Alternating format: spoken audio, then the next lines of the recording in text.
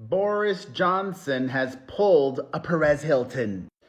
The disgraced former British Prime Minister has a new memoir coming out, and of course, he is exploiting the late, great Queen Elizabeth for attention and money.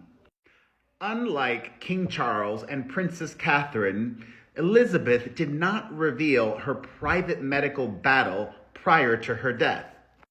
It had long been rumored that the former British monarch was dealing with cancer, living through it in her final years. Specifically, it had been speculated and some gossiped that she had bone cancer, but that was never confirmed by the palace. And now, he's confirmed that.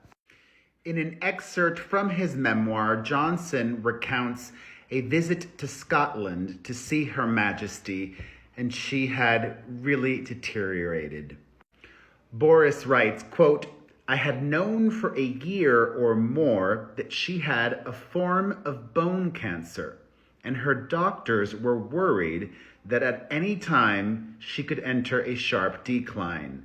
She's gone down quite a bit over the summer," he said, this one aide to the Queen. "And then the front man knocked and showed me into Her Majesty's drawing room.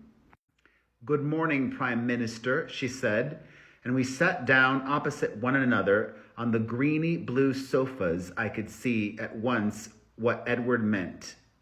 She seemed pale and more stooped, and she had dark bruising on her hands and wrists, probably from drips or injections. But her mind, as Edward had also said, was completely unimpaired by illness, and from time to time in our conversation, she still flashed that great white smile in its sudden mood-lifting beauty." He went on to praise the Queen and his regular meetings with her as a form of psychotherapy amid his own very difficult challenges. Yeah. Johnson also said, quote, "As Edward Young explained to me later, she had known all summer, leading up to her death, that she was going." Wow. I can't think of anything but Harry right now, and did he know?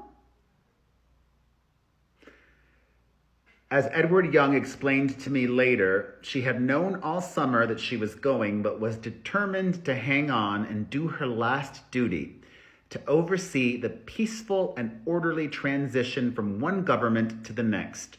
And I expect to add another departing prime minister to her record-breaking tally."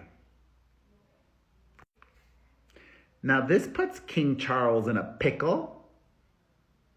He doesn't really grant interviews, so it's not like he'll be asked about this, but should the palace ignore the former prime minister? Should they release a statement? Thoughts on what he said? Let me know everything in the comments.